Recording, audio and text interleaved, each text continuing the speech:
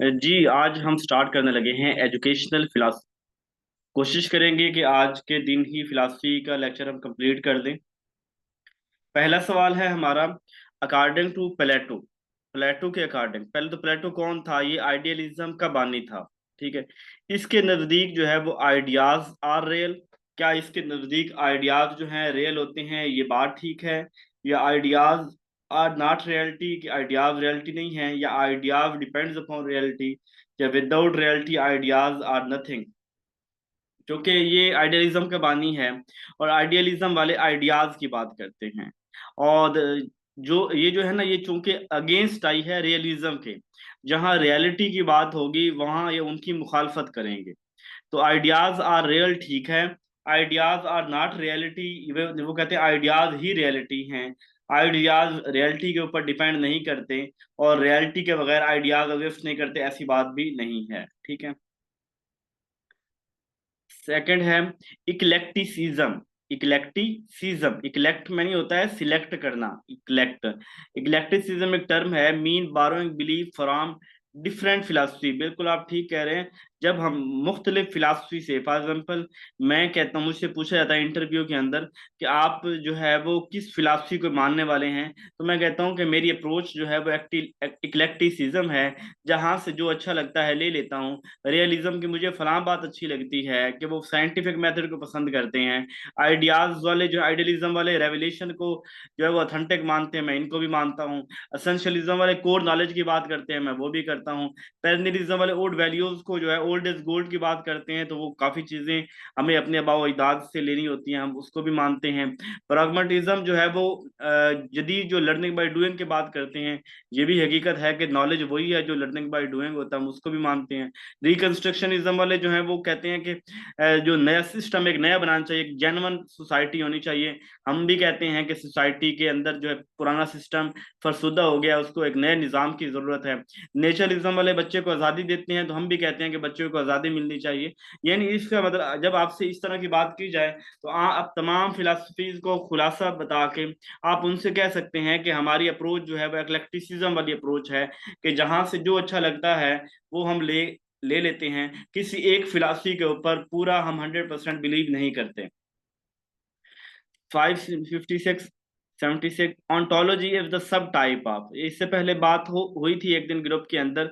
Ontology जो वो है वो सब टाइप है मेटाफिजिक्स की। ऑन्टोलॉजी किसकी सब टाइप है? मेटाफिजिक्स। अब फर्क इनके अंदर क्या है? जो मेटाफिजिक्स है इसके अंदर दो चीजें, हम दो डिफरेंस आपने याद कर लेने हैं। एक तो जो मेटा है, मेटाफिजिक्स है, ये एक बड़े सवालों, क्योंकि फिलासफी का काम ही सवाल करना है। जब बड़े सवाल होंगे हमारे पास, ये यूनिवर्स क्यों बनाई गई, ये क्या हुआ, वो क्या हुआ, जब एक बड़े बड़े लेवल पे बात हो रही होती है, उससे मेटाफिजिक्स बोलते हैं। और जब छोटे लेवल, छोटे सवाल हो, मैं क्यों हूँ, मेरे साथ ऐसा क्यों हो रहा है, तो उसमें हम थोड़ा उसको ऑन्टोलॉजी देखते हैं। दूसरी चीज, जब एक चीज बियॉन्ड द लिमिट हो, जो मेरी एक्सेस से बियॉन्ड हो, यानी बहुत ब्रॉडर वे के अंदर, ये बियॉन्ड फिजिकल एग्जिस्टेंस जो एक जब बात हो रही होती है, वो वाली चीज को हम मेटाफिजिक्स बोलते हैं। और वो चीजें जो कंक्रीट हों, जो एग्जिस्ट कर रही हों, और वो उनको हम जो है वो कह रहे होते हैं, ऑन्टोलॉजी कह रहते हैं। जी, एक्सियोलॉजी जो है वो वैल्यूज की बात करती हैं, ब्यूटी की बात करते हैं, एथिक्स की बात, मोरल वैल्यूज की बात करते हैं। एपिस्टेमोलॉजी जो वाले जो है वो नॉलेज और सोर्सेज ऑफ नॉलेज की बात करते हैं। ठीक है जी, clear? There are how many modes of philosophy. Philosophy के कितने मोड्स हैं हमारे पास? फिलासफी के हमारे पास ये मेरे ख्याल मोड्स कहते हैं इसको, इन्हीं एरियाज को मोड कहते हैं, आई थिंक इन्हीं एरियाज को मोड कहते हैं। एपिस्टेमोलॉजी और एक्सियोलॉजी, ओंटोलॉजी, या इनको हम कहते हैं स्टाइल्स को कहते हैं। स्टाइल भी हमारे पास तीन है, प्रिस्पेक्टिव फिलासफी, स्पेकुलेटिव और एनालिटिकल फिलासफी। ठीक है, तीन है। अब चलो खैर, दोनों तीन तीन है। एग्जैक्ट मुझे मोड्स को कहते हैं, ये एरियाज को कहते हैं, ये मुझे मेरे ख्याल है शायद ये मोड्स को एरियाज को कहते हैं। चलिए ठीक है जी। अच्छा, ये 578 है, which one is educational philosophy. कौन सी एजुकेशनल फिलासफी है?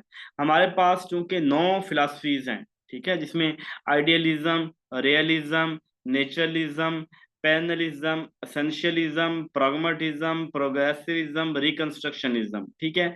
और कोई छोड़ तो नहीं, एग्जिस्टेंशियलिज्म, ठीक है। और टोटल 9 फिलासफीज हैं। 9 के अंदर जो है वो हमारे पास 5 एजुकेशनल फिलासफीज आती हैं, 4 हमारे पास आइडियलिज्म, रियलिज्म, प्रॉग्मेटिज्म, और इसके अलावा मेरे ख्याल नेचरलिज्म है। ये जो है ना, ये एजुकेशनल नहीं है, बाकी एजुकेशनल फिलासफी में काउंट होती हैं। 5 जनरल, आइडियलिज्म, रियलिज्म और प्रॉग्मेटिज्म भी जनरल है। उसके अलावा नेचरलिज्म भी जनरल है। एक और जनरलिज्म कौन सी है? रिकंस्ट्रक्शनिज्म नहीं, वो हमारी एजुकेशनल फिलासफी में आती है शायद।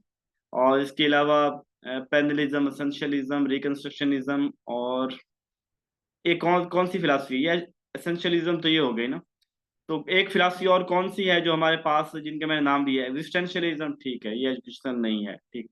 यानी आइडियलिज्म, रियलिज्म, प्रैग्मेटिज्म, और इसके अलावा एग्जिस्टेंशियलिज्म, और कौन, नेचरलिज्म, यानी ये हमारी जो है वो जनरल फिलासफी है।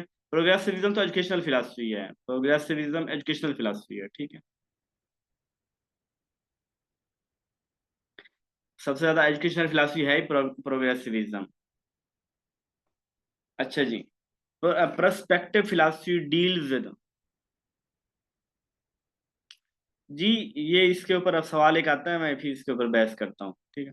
Perspective philosophy deal with, perspective जो होता है ना, जैसे हम कहते हैं आपका इस हवाले से क्या पर्सपेक्टिव है, कहते हैं ना, किससे पूछते हैं आपका इस हवाले से क्या पर्सपेक्टिव है, तो पर्सपेक्टिव फिलासफी कहते हैं राइट एंड रॉन्ग को। किसको कहते हैं? राइट एंड, यानी अच्छा बुरे की जब बात कर रहे हो, देखिए बदी में तमीज कर रहे हो, तो उसे हम कहते हैं राइट एंड रॉन्ग पर्सपेक्टिव। भाई तुम्हारी इसमें पर्सपेक्टिव क्या है? तो पर्सपेक्टिव फिलासफी होती है राइट एंड रॉन्ग की बात करती है। उसके बाद हमारे पास फिलासफीज है जो स्पेकुलेटिव फिलासफी। स्पेकुलेटिव फिलासफी जो है ये बात करते हैं थ्योरी डेवलपमेंट की, ठीक है, स्पेकुलेटिव। और एनालिटिकल फिलासफी एनालिसिस की बात करती है। तो यहाँ पे हमारे पास इसका राइट एंड रॉन्ग जवाब होगा। Naturalism rest on the ideas of, naturalism के आइडियाज, ये नेचरलिज्म का बानी कौन है हमारे पास? तो वो रोस्सू है, बिल्कुल। नेचरलिज्म का बानी कौन है? रोस्सू है। और जबकि ये जो प्लेटो है ये आइडियलिज्म का है, अरिस्टोटल रियलिज्म का है, और जॉन डेवी जो है वो प्रोग्रेसिविज्म, रिकंस्ट्रक्शनिज्म, प्रैग्मेटिज्म, इन सब के अंदर इसका नाम आता है।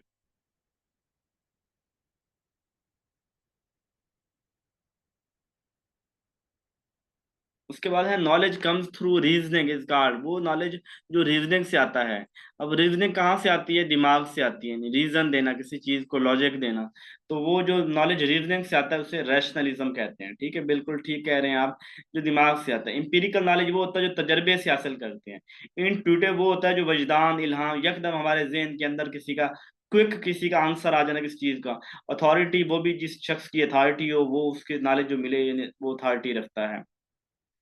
there is need to change the existing corrupt system which philosophy deals with, यानी कौन सी फिलॉसफी कहती है कि आज का पूरा निज़ाम जो है वो करप्ट है, इस निज़ाम को बदलने की ज़रूरत है, इस निज़ाम के साथ मजीद नहीं चला जा सकता। तो ये एक, मैं कहता हूँ कि इस दौर की फिलासफी जिसकी ज़रूरत है ना, वो ये है रिकंस्ट्रक्शनिज्म। कि जो करंट मौजूदा, जैसे पाकिस्तान के अंदर जिस निज़ाम के अंदर रह रहे हैं, ये निज़ाम जो है वो इसको अपनी मौत, मरना चाहिए, ना मरे तो हमें इनकलाब लेके आके इस निज़ाम को जो है वो ख़त्म करना चाहिए। जितने मसाइल आज हम फेस कर रहे हैं, जितने मसाइल आज हम फेस कर रहे हैं, ये मसाइल पहले कभी ना थे। और उनको, जो अशराफिया है हमारे मुल्क की, उनको जरा भी फर्क नहीं पड़ रहा, वो अपनी जिंदगी वैसे ही गुजार रहे हैं। लेकिन यकदम ऐसा हंसते बसते मुल्क के अंदर एक दफा क्या हो गया कि आज वो कहता है मुल्क को एजुकेशन की जरूरत ही नहीं है, स्कूल प्राइवेटाइज कर दो, कॉलेज प्राइवेटाइज कर दो, नई जॉब्स नहीं दे सकते। और वहीं पे दूसरी तरफ आप देख लें, पुलिस में रोजाना हजारों जॉब्स आ रही हैं, अब भी कितने हजारों जॉब्स आई हैं। और फौज में हर 6 माह के बाद जो है वो भर्तियां होती हैं। इन इदारों के अंदर नहीं है। मसला क्या है? जो गरीबों के इदारे हैं, जहां डंडा नहीं है, जहाँ जिन इदारों ने सर्व करना होता है, उन इदारों के लिए ना पैसा है, ना उनको देने के लिए कुछ है। लेकिन जो ऊपर वाले इदारे हैं, उनके लिए रूल्स भी अलग होते हैं। जब इधर से कट लग रहा होता है, उन इदारों को नवाजा जा रहा होता है। तो ये, यानी इस निज़ाम को चेंज करने की जरूरत है। इवन हमारा भी, देखिए यहाँ बात होती है ना कि निज़ाम को चेंज, वो कहते हैं निज़ाम को खत्म कर दो। हमारे कॉलेजेस में खराबियां हैं, स्कूल्स में खराबियां हैं, वो उसके लिए कोई निज़ाम लेके आना पड़ेगा ना। लेकिन ये तो कहते हैं इस स्कूलों से सिरे से खत्म कर दो। तो ये जुल्म जो उठाया जा रहा है, मतलब इस कदर जो लोग जहाँ सर्व कर रहे हैं वो बेहतर समझते हैं कि जिस तरह की फस्तायत का उन्हें जो है वो सामना है। और जो ऊपर बैठे हैं लोग, वो टिकटॉकर किस्म के लोग, उन्हें सिर्फ है कि हर प्रोजेक्ट के अंदर हमारी तस्वीर होनी चाहिए, हमारा नाम होना चाहिए। इवन वो कोई किसी का इलाज भी करते हैं तो लिख देते हैं मसीह हाई फलां। यानी देखें कि ऐसा जैसे ना, मतलब कि वो लोग अपनी जेब से काम कर रहे हैं, ऐसा कर रहे हैं। यानी हमारा ही पैसा हम ही से ही लूट के, हम ही से लेके, और हमें खैरात के तौर पे जलील करके दिया जाता है। उसके बाद है which philosophy deals with essential knowledge and skill. कौन सी फिलासफी है जो कहती है कि जरूरी नॉलेज जो है वो सीखना चाहिए पहले, स्किल सीखनी चाहिए। यानी जरूरी ने कोर नॉलेज, इसे कहते हैं कोर नॉलेज, जरूरी नॉलेज, कि बच्चे को वही पढ़ाया जाए। बल्कि ये एक इनका एक स्लोगन है, कहते हैं कि बच्चे को मुस्तकबिल के लिए तैयार करो, to prepare the child for future. बच्चे को मुस्तकबिल के लिए तैयार करें, बच्चे को वो चीजें पढ़ाएं जो जरूरी हैं। और आज हमें भी जरूरत है कि हम अपने बच्चे को वो चीजें पढ़ाएं। आज मैं एक साहिब का बात सुन रहा था, उनकी बेटी बीकन हाउस में पढ़ती है, वो बता, और बीकन हाउस के अंदर उसकी चौथी क्लास की बच्ची को, पांचवी क्लास की बच्ची को, उसको स्टीफन कुवे की जो किताब है, मोटिवेशनल बुक्स हैं, लीडरशिप की बुक्स हैं, वो वहां पे पढ़ाई जा रही हैं। हम देखें देखें यही लोग हैं जो एचिसन है, एलजी है, बीकन हाउस है, इन इदारों के अंदर जो बच्चे पढ़ते हैं, जाहिर बात है हम आम बंदा तो अफोर्ड नहीं कर सकते। इन इदारों के अंदर जिनके बच्चे पढ़ रहे हैं, इन्हीं लोगों ने कल आके हमारे ऊपर रूल करना है। इन्हीं को हमारे इदारों के अंदर इवन मास्टर तक, पीएचडी तक लीडरशिप पढ़ाई नहीं जाती, लीडरशिप बिल्कुल पढ़ाई नहीं जाती। तो इन इदारों के अंदर वहां पे वो अपनी मर्जी का सिलेबस होता है, अपनी मर्जी को देखते हैं कि फ्यूचर के अंदर किस चीज की जरूरत है। हमें आज भी वही चीजें, जिन चीजों का हमारे बच्चे को सारी जिंदगी वास्ता ही नहीं पढ़ना, हमारे बच्चे को वो चीजें पढ़ाई जा रही होती हैं। जबकि जरूरत है कि हमारे बच्चे को वो पढ़ाया जाए जो जिसके लिए वो कल को लीडरशिप का रोल अदा कर सके, जिसकी मुस्तकबिल के अंदर मांग हो। लेकिन नहीं, ऐसा नहीं किया जाता। हमें सिस्टम ऐसा है कि वो चाहते ही हैं कि यहाँ पे हमें क्लर्क ही चाहिए, हमें सिर्फ यहाँ पे हमारा काम संभालने वाला ही चाहिए, हमें कोई इनमें से लीडर नहीं चाहिए, इनमें से कोई अच्छा कम्युनिकेटर नहीं चाहिए। तो उस वजह से करके हमारे छोटे इदारे जो हैं वहां पे ये चल रहा है। बहरहाल ये चीजें हैं कि हमें भी, मैं सिर्फ इतना कहूंगा, हम नहीं कर सकते सारा कुछ, लेकिन आपसे रिक्वेस्ट करूंगा कि अपने बच्चों को बचपन से ही लीडरशिप की जो बुक्स हैं खुद भी पढ़ें और उनको सिखाएं, और उनको इस सिस्टम से लड़ना और उनके अंदर इस तरह कॉन्फिडेंस डेवलप करें कि वो कभी किसी से मरूब ना हो, वैचिसान में पढ़े हुए बच्चे से मरूब ना हो, वो किसी बड़े इदारों के पढ़े हुए बच्चों से मरूब ना हो, बल्कि उसे कॉन्फिडेंस हो कि मैं इनसे कम नहीं हूँ। अगर इस सिस्टम के अंदर हमें बाकी रहना है तो, अदरवाइज इस सिस्टम हमें कुचल के जो है वो ऐसे जाता रहेगा, और हम सारी जिंदगी जो है वो इन्हीं के हुक्का ही जो है ना वो बनाते रहेंगे। Philosophy that makes man responsible for his doing. Perennialism एक फिलासफी है जो कहते हैं ओल्ड इज गोल्ड, जो पुरानी चीजें हैं वो गोल्ड हैं। ठीक है, यानी जो पुराने, वो कहते हैं 100 ग्रेटेस्ट बुक्स की बात करते हैं कि पुराने टाइम के अंदर, पिछले शेक्सपियर है, इसी तरह के मुस्लिम भी कुछ हैं, तो उन्होंने जो, या रूमी है, तो इन्होंने कुछ जो बुक्स लिखी हैं, ये बुक्स कमाल की बुक्स हैं। और ये बुक्स अगर हम अगले पढ़ाते रहें तो अगले 100 साल तक, 200 साल, 300 साल तक हमें इन्हीं बुक्स जो है ना, ये हमें जिंदगी गुजारने का असूल सिखा देंगी। ये बैक्स हैं। तो ये पैनलिज्म वाले ना ओल्ड की बात करते हैं कि पुरानी चीजों को जो है वो उसको वैल्यू दी जाए। Philosophy that make man responsible for his doing. एक ही फिलासफी है जो कहते हैं कि इंसान को आज़ादी है, वो जो मर्जी चॉइस करे। यानी इंसान इस कायनात का दुल्हा है, इस कायनात की 18,000 मखलूकात इसी इंसान के लिए बनाई गई हैं। और इंसान जो है वो उसका दो जो दिल करता है वो करे, जो दिल करता है वो करे, जो दिल करता है वो चूज करे। He is free to choose anything. लेकिन इंसान अपनी चॉइस का खुद जिम्मेदार है। अगर आज वो कोई चीज चूज करता है और वो चीज की वजह से उसको कोई, उसे कंसिक्वेंसेस जो है वो हार्मफुल होते हैं, उससे नुकसान पहुंचता है, तो इंसान इसका खुद जिम्मेदार होगा। तो philosophy that makes man responsible for it doing, ये एग्जिस्टेंशियलिज्म फिलासफी है। बात की समझ आ रही है?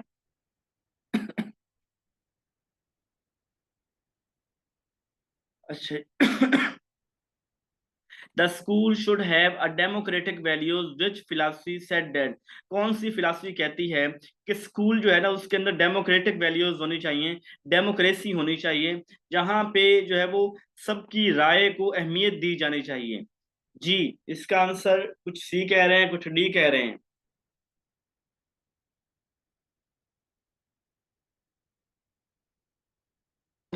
एक बात याद रखें, जब स्कूल की बात होगी ना, ये मैं अभी चलो बात क्लियर कर देता हूँ। हमारे पास दो तरह की फिलासफी है, प्रॉग्मेटिज्म, प्रोग्रेसिविज्म। दोनों के आइडियाज अप्रोक्सीमेटली सेम है। ठीक है। दोनों ही मॉडर्न जिद्दत की बात करते हैं, लर्निंग बाय डूइंग की बात करते हैं, डेमोक्रेसी की बात करते हैं, और इसी तरह यानी दोनों ही मॉडर्न फिलासफीज हैं। लेकिन इस सब के बावजूद जो जब स्कूल की बात आएगी ना, इंस्टीट्यूट की बात आएगी, इदारे की बात आएगी, स्टूडेंट की बात आएगी, पढ़ने की बात आएगी, यानी स्टूडेंट, स्कूल, पढ़ना, लर्निंग, सीखना, इस तरह की जब बात हो रही होगी, तो हम प्रोग्रेसिविज्म की तरफ आएंगे। प्रोग्रेसिविज्म एक एजुकेशनल फिलॉसफी है, प्रॉग्मेटिज्म एक जनरल फिलॉसफी है। ठीक है। जहां एजुकेशन की बात आएगी तो प्रोग्रेसिविज्म की हम बात करेंगे। यहां बात हो गई है स्कूल की, अब स्कूल आया तो इसकी वजह से हम इसको प्रोग्रेसिविज्म लगा देंगे। ठीक है। The best definition of education is, क्या education preparation for life, education जो है वो लाइफ की प्रिपरेशन है। एजुकेशन एक्वायरिंग नॉलेज, के नॉलेज का सीखना ही एजुकेशन है। एजुकेशन लर्निंग है, यानी सीखना है। या ग्रोथ रिजल्टिंग फ्रॉम एक्सपीरियंस, मतलब जोहन डेवी ने ये कहा था कि जो एजुकेशन है उसकी डेफिनेशन, कि ग्रोथ रिजल्टिंग फ्रॉम, जो हम तजर्बे से सीख के अपनी ग्रोथ कर रहे होते हैं, जो बड़े हो रहे होते हैं, जो मिच्योर हो रहे होते हैं, वो एजुकेशन है। तो तजर्बात से सीखना, तजर्बात से ग्रो करना, ये वाला ये डी ऑप्शन इसका करेक्ट है। प्रिपरेशन फॉर लाइफ की बात देखें, ये अगर पैनलिज्म वाले को तो वो तो कहते हैं हाँ, education preparation of for life, अगर पैनलिज्म वालों के हवाले से बात हो तो फिर तो हम कह सकते हैं। लेकिन ये प्रिपरेशन की बात नहीं हो रही, बस बेस्ट डेफिनेशन एजुकेशन की हो रही है, तो ये वाली जो है वो बेस्ट डेफिनेशन है। The emphasis in the classroom should be on, class के अंदर किस चीज के ऊपर फोकस होना चाहिए। Need of the whole class, कि पूरी क्लास को हमने हमें लेना चाहिए, उसकी नीड को देखना चाहिए। The needs of the individual child, the teaching method assessment. देखें, कला हमें जो साइकोलॉजी कहती है, फिलॉसफी कहती है कि इंडी हर हर इंसान यूनिक है। ठीक है। पूरी साइकोलॉजी, फिलॉसफी, एजुकेशन, पेडागोजी, ये इंडिविजुअलिटी को फोकस करती है। ये जहां इंडिविजुअल के राइट्स की बात होगी ना, आपने वो आंसर टेक करना है। अब यहाँ एक देखें, वो कहता है कि इंडिविजुअल, हर क्लास के अंदर बैठे 50 बच्चे, वो सभी एक दूसरे से मुनफरिद हैं। सभी का सोचने का, समझने का, पढ़ने का, उनका मूड, एटीट्यूड, सारी चीजें मुख्तलिफ होती हैं। इसलिए हमें हर इंडिविजुअल को कंसिडर करना चाहिए, जिस हर एक को साथ लेके चलने की कोशिश करनी चाहिए, हर एक की मदद करनी चाहिए।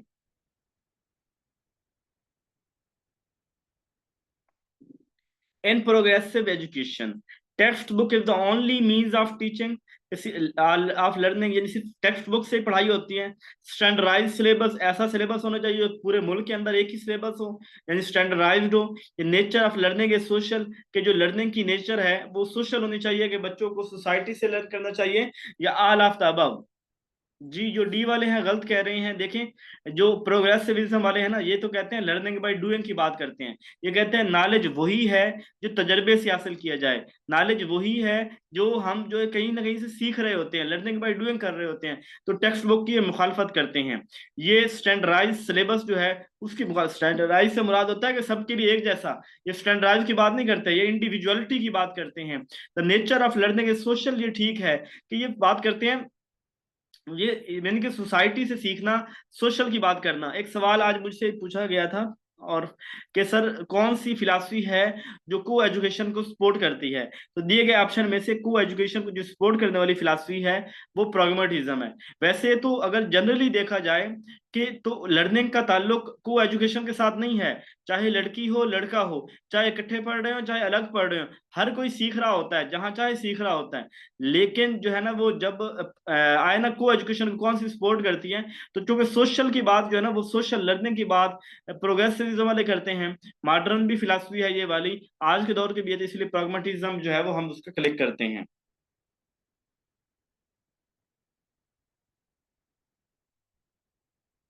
The famous and historical academy Lyceum किसने बनाई थी? हाँ जी, लाइसियम एकेडमी किसने बनाई थी?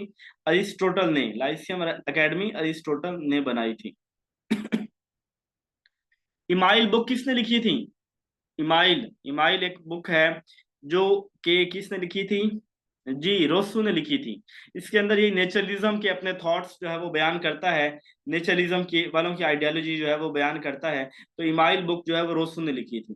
नॉर्मल स्कूल किसके काम के लिए बनाए गए थे? नॉर्मल स्कूल जो हैं वो दुनिया के अंदर जो बनाए गए थे, ये नॉर्मल स्कूल किस चीज के लिए होते हैं? जी बिल्कुल, टीचर ट्रेनिंग के लिए होते हैं। नॉर्मल स्कूल की बात आएगी तो आपके जहन में आ जाए ये टीचर ट्रेनिंग के लिए बनाए गए थे। Metaphysical concept, spiritualism and revelation are the characteristics of. हाँ जी, बताएं कि स्पिरिचुअलिज्म की बात कौन करते हैं, रेवलेशन की बात कौन करते हैं, मेटाफिजिकल की बात कौन करेंगे? जी बिल्कुल, ये रिलीजियन वाले बात करते हैं। जब रेवलेशन की बात आ गई है ना, तो या आइडियलिज्म वाले या रियलिज्म वाले या रिलीजियन वाले। यहाँ आइडियलिज्म नहीं लिखा हुआ तो फिर रिलीजियन की तरफ लिखेंगे हम।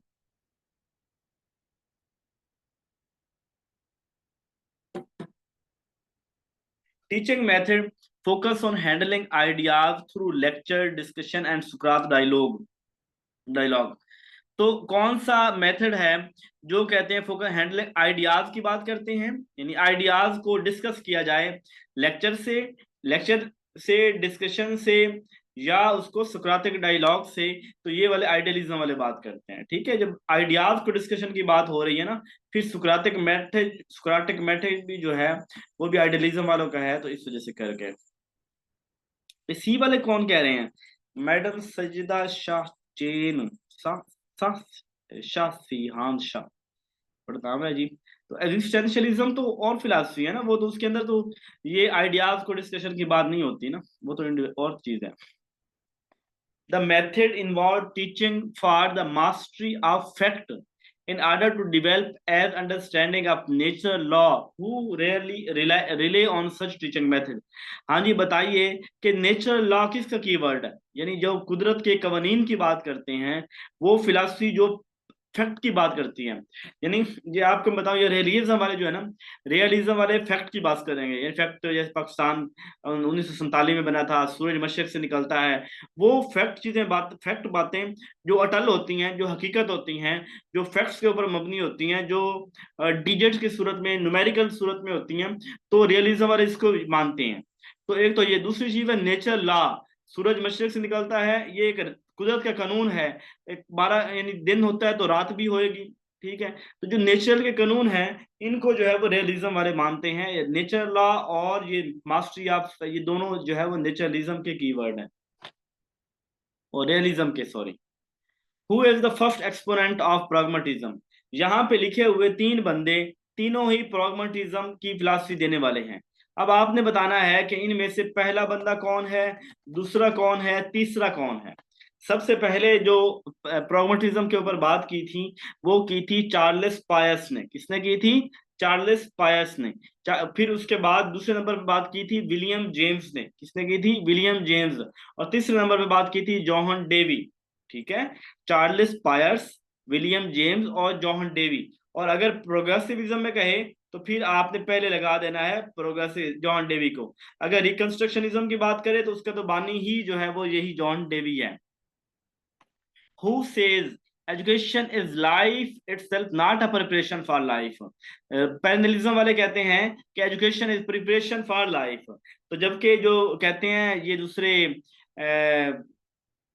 प्रोग्रेसिविज्म वाले जो जॉन डेवी है, वो कहता है कि नहीं, एजुकेशन ही जिंदगी है, एजुकेशन ही जिंदगी है, एजुकेशन को जिंदगी की तैयारी नहीं है। निरिज्म वाले कहते हैं कि एजुकेशन, तालीम जिंदगी की तैयारी है, जबकि वो कहते हैं तालीम जिंदगी की तैयारी नहीं है, बल्कि तालीम जो है वो खुद जिंदगी है, तालीम ही जिंदगी है। इसके बगैर तो जिंदगी कोई नहीं है, इसके बगैर तो हम जानवर हुए। Which is the short coming of existentialism? बात को समझना है। Existential, they believe in freedom. बिल्कुल बात है कि एग्जिस्टेंशियलिज्म वाले किसके ऊपर बिलीव करते हैं? फ्रीडम के ऊपर। ये कहते हैं कि इंसान आजाद है अपनी हर चॉइसेस के अंदर। Existential truth is passionate inner commitment to something. Existential truth is passionate. वो कहते हैं कि जो एग्जिस्ट यानी जो इंसान की, क्योंकि आजाद है, उसका जो कमिटमेंट है वो एक वैल्यू रखता है। अंडर रेटिंग साइंटिफिक इंक्वायरी, ये साइंटिफिक इंक्वायरी के अगेंस्ट है। ये man is not created for God. ये दो बंदे थे, जॉन पॉल सर्ट्रे और सोरियन किकरगार्ड। तो एक बंदा खुदा को मानता था, एक खुदा को नहीं मानता था। लेकिन इसका जो करेक्ट आंसर है वो ये है, ठीक है। यानी ये वाले जो हैं ये अंडर जो रेटेड करते हैं, जिनको शॉर्ट, जिनको नहीं कम अहमियत देते हैं, वो साइंटिफिक इंक्वायरी को देते हैं, क्योंकि ये तो इंसान को आजाद छोड़ते हैं ना। तो इंसान अपनी वैल्यू अपनी मर्जी करे, जो मर्जी करे, तो ये साइंटिफिक को कम देते हैं।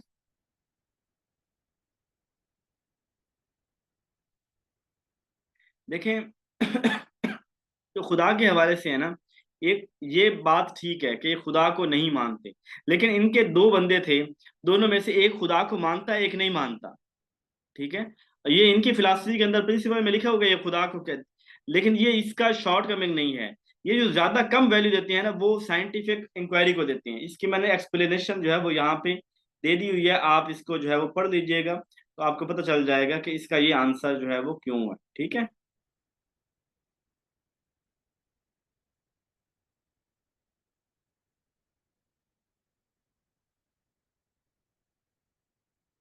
आप लोग जरूर, इसका किसी सवाल का डाउट होता है यहाँ पे क्लास में मौजूद, यानी आप लोग 80-90 की क्लास है, और मैं एक बंदा हूँ, और मैं तो इस चीज को तस्लीम करता हूँ कि कोई अकेले कुल नहीं होता, और सारी जिंदगी ही हमारी सीखने के लिए है।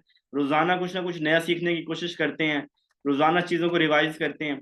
तो अगर जो है वो आपको किसी सवाल के ऊपर डाउट होता है, जो मैं करवा देता हूँ, और वो आपको डाउट होता है, आप उसकी जरूर तसल्ली किया करें, आप उसको सर्च किया करें, मुझे बता दिया करें कि सर फलां सवाल के अंदर डाउट है। मैं मजीद उसके ऊपर अब तो मैं सिर्फ देखता हूँ कि ये सवाल चूंकि मेरे पहले नजर से हैं, तो जिस सवाल को आपको डाउट होगा, मैं भी सही से समझा सकूंगा, तो मैं उसको आपको जो है वो सर्च करके बताऊंगा, और आप बल्कि खुद भी मेरी रहनुमाई किया करें। The focus of education should be the ideas that have been lasted our centuries. यानी आइडियाज की बात करते हैं, पुराने आइडियाज की बात करते हैं, लास्टेड अवर सेंचुरीज, तो ये वाले पैनलिज्म वाले हैं। कौन है पैनलिज्म वाले? आइडियाज, वो वाले आइडियाज जो पुराने होते, सेंचुरीज तक जो जो चीजें जिंदा रहती हैं। विलियम बेगले किस चीज से एसोसिएटेड है, कौन सी फिलासफी है जो विलियम बेगले जिसके साथ एसोसिएट है, यानी विलियम बेगले ने वो फिलासफी दी थी, कौन सी है जी? Essentialism.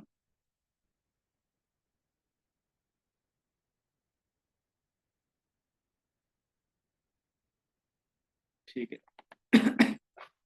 The new society must have genuine democracy. Genuine की बात की, यानी ये अब वाली 2 नंबर है डेमोक्रेसी, जो अब की जमहूरियत है, तो पक्की 2 नंबर है जमहूरियत। कि आप खुद देख लें कि इन लोगों ने जो इस वक्त बैठे हैं, ये लोग हमारे वोटों से नहीं बैठे। ये आप सारे जानते हैं कि कौन जीता था और किसको सीट के ऊपर बिठाया गया। अच्छा, ये वो लोग वोट से भी नहीं बैठे।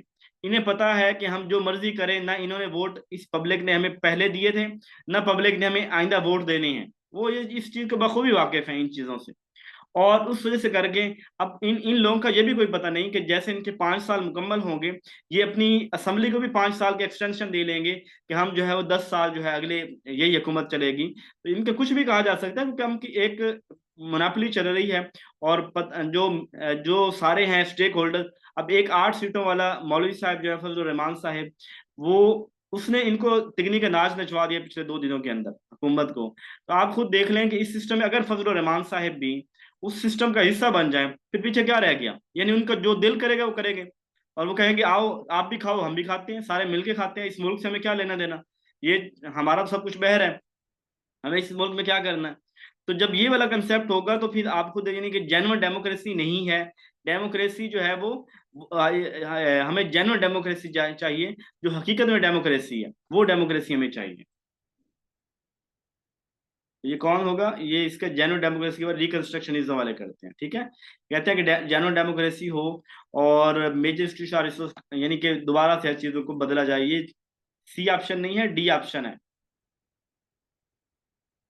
इसकी तरतीब कुछ थोड़ी बदली खड़ी है, ये इसको सी कर देता हूँ।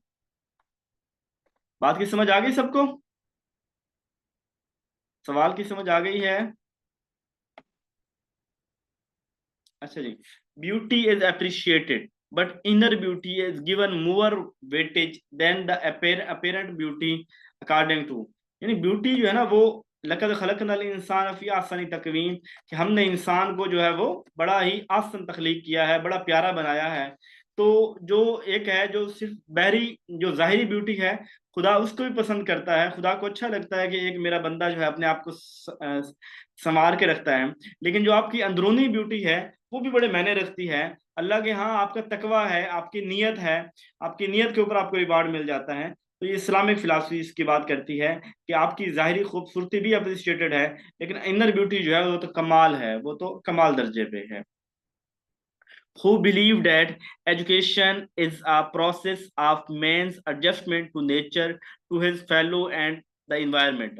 कौन कहते हैं कि education process of adjustment to nature, nature के अंदर एडजस्ट करना, कि इंसान जो है वो दुनिया के अंदर आया है, वो अपने आप को इस नेचर के अंदर एडजस्ट करे, इसके अंदर अपने आप को एडजस्ट करे। तो वैसे आप बताएं, क्या हम अपने आप को नेचर के अंदर एडजस्ट करते हैं? हम तो नेचर से दूर भागते हैं। यानी नेचर है दरख्त लगाएं, देहातों में रहें, नेचर ये है कि बाग कुदरती चीजें खाएं, और हम लोग जो है वो आर्टिफिशियल जो है वो चीजों के साथ जुड़े हुए हैं। हमें हर आर्टिफिशियल चीज के अंदर जो है वो मजा आता है, नेचर से हम दूर भागते हैं। हमने अपने घरों में भी नेचर माहौल नहीं रहा, और फिर वही नेचर जो है वो हम बाहर से बड़े महंगे दामों खरीद रहे होते हैं। From where do the realist get their aim of education? जो रियलिस्ट हैं ये अपने एम्स कहाँ से लेते हैं? देखिए हमारे पास यहाँ ग्रेट बुक्स से अपने एम्स लेते हैं पैनलिज्म वाले। फिर उसके बाद और ट्रेडिशन असेंशियलिज्म वाले जो हैं वो ट्रेडिशन से लेते हैं, असेंशियलिज्म वाले ट्रेडिशन से लेते हैं। फिर आ गया पब्लिक इंटरेस्ट जो है। क्या हो गया मैडम हुमैरा साहिबा, क्यों उदासी शो कर रही हैं? अच्छा, ग्रेट बुक्स और ट्रेडिशन जो है वो ट्रेडिशन वाले एसेंशियलिज्म वाले हैं। और ठीक है, ठीक है। अच्छा, पब्लिक इंटरेस्ट जो है वो पब्लिक इंटरेस्ट यानी लोगों की दिलचस्पी किस चीज में है, तो ये रियलिस्ट वालों के एम है। ठीक है, रियलिस्ट वाले देखते हैं, यानी रियलिस्ट वाले रियलिटी की बात करते हैं ना, फैक्ट बेस्ड बात, नेचुरल लॉज, जो चीजें ठीक हैं, जो चीजों सोसाइटी एक्सेप्ट करती है, उन चीजों की बात करते हैं। चर्च जो है ये आइडियलिज्म वाले अगर होते तो वो चर्च से लेते हैं। According to which school of philosophy of education anything that impede होता है रुकावट बनना, हर वो चीज जो रुकावट बनती है, child free choice of activities stands condemned, कि हर वो चीज जो बच्चे की फ्री चॉइस के अंदर रुकावट बनती है उसकी उसको बताया नहीं है। पब्लिक इंटरेस्ट यानी जो चीजें जो फैक्ट बेस हैं, जो नेचर लॉज हैं, जो पसंद आती हैं, जो सब लोगों को सही लगती हैं, उसके मुताबिक चलना। मेरी आवाज क्लियर नहीं है? सबको क्लियर नहीं है? वैसे मैडम महविश गफार साहबा, ਤੁਹਾਡਾ माइक जो है ना बहुत कोई पुराना है, मेरा तो पुराना है ही सही, ਤੁਹਾਡਾ मेरा तो ही पुराना। आपको रोजाना ही जो है ना वो आता है, तो थोड़ा सा देख लें। मैंने माइक उतार दिया है, और अब अगर आवाज क्लियर ना हुई तो बता दीजिएगा, मैं दोबारा लगा लूंगा। अच्छा, from where do the realist get their aim of education? तो वो पब्लिक इंटरेस्ट से लेते हैं। ठीक है, according to school of philosophy of education anything that impedes child free choice, हर वो चीज जो बच्चे की free choice of active stand, बच्चे की फ्री चॉइस के अगेंस्ट जाती है, उसकी उसकी मुजम उसकी क्या बोलते हैं, मुजम्मत उसकी होनी चाहिए। तो नेचरलिज्म, प्रैग्मेटिज्म या आइडियलिज्म? जी ये नेचरलिज्म है। आइडियलिज्म वाले तो ये बात नहीं, ये कहते हैं हर वो चीज, नहीं बच्चा फ्री टू चूज है, उसका जो दिल करता है माहौल के अंदर वो करे। लेकिन अगर आप उस बच्चे को अगर उसको वो इम्पीड यानी कोई बंदा रुकावट को चीज डालती है तो वो पसंद नहीं की जाएगी।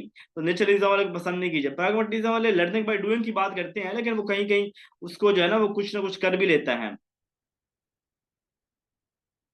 अगर ये चीज ज्यादा लोगों की तरफ आए कि उनको साउंड का मसला हो, तो जरूर बताया करें। 3 3 माइक मेरे पास हैं, मैं माइक चेंज कर दिया करूंगा, क्योंकि रिकॉर्डिंग भी होती है, दोस्तों ने बाद में सुननी भी होती है। बल्कि ये कंटेंट लाइफ टाइम के लिए है, यूट्यूब के ऊपर भी 3 महीने बाद जो है अपलोड हो जाएगा ये सारा कुछ। तो इसीलिए जो है ना मेरी कोई भी चीज आज तक जो मैंने रिकॉर्ड करवाई है कुछ प्राइवेट नहीं है, हर चीज यूट्यूब के ऊपर अवेलेबल है और आहिस्ता आहिस्ता अपलोड होती रहती है। तो एक क्वालिटी होनी चाहिए, वरना बाद में लोग गालियां निकालते हैं, वो कहते हैं क्या है, कोई माइक नहीं खरीद सकते आप, आपके आवाज की समझ नहीं आती। उनको बंदा क्या समझाए। Human institutions are one mass of folly and contradiction. तो कहते हैं जितने इंसानों के बनाए हुए इदारे हैं ना, ये बेवकूफों से भरे हुए हैं और कंट्राडिक्शन है। कंट्राडिक्शन से मुराद यानी कि ये बेवकूफों से भरे हुए हैं और इनके अंदर जो है ना वो तजाद है, यानी ये इदारे जो है ना ये ठीक नहीं है, इदारों के अंदर बच्चों को नहीं भेजना चाहिए। इसलिए कहते हैं कि 12 साल तक बच्चों को नेगेटिव एजुकेशन दो, इनसे सोसाइटी में घूमने फिरने दो, आज़ादी करने दो, तो इस तरह बच्चा जो है वो सीखना चाहिए। तो ये बात रोस्सू करता है, ठीक है, ये रोस्सू बात करता है कि ये जो इदारे हैं ना, ये तलीमी इदारे ये फजूल हैं, ये बच्चों को पागल बनाते हैं, ये ठीक नहीं है। The objective of education according to idealism, idealism के अकॉर्डिंग ऑब्जेक्टिव क्या होना चाहिए? सेल्फ एक्सप्रेशन, अपना एक्सप्रेस करना, ये तो बात करते हैं अपनी एक्सप्रेस करने की, नेचरलिज्म वाले अपना आपको दिखाओ भाई आप क्या हैं, दुनिया को दिखा दो कि आप क्या हैं। सेल्फ रियलाइजेशन की बात करते हैं आइडियलिज्म वाले कि खुद को पहचानो कि आप क्या हैं, अपनी जात क्या, खुद ही का एनालिसिस करें, है खुद ही को करें बुलंद इतना। तो ये सेल्फ रियलाइजेशन, अपनी जात को पहचानो कि आप हो क्यों, आप क्यों भेजे गए हो, सेल्फ रियलाइजेशन होगा।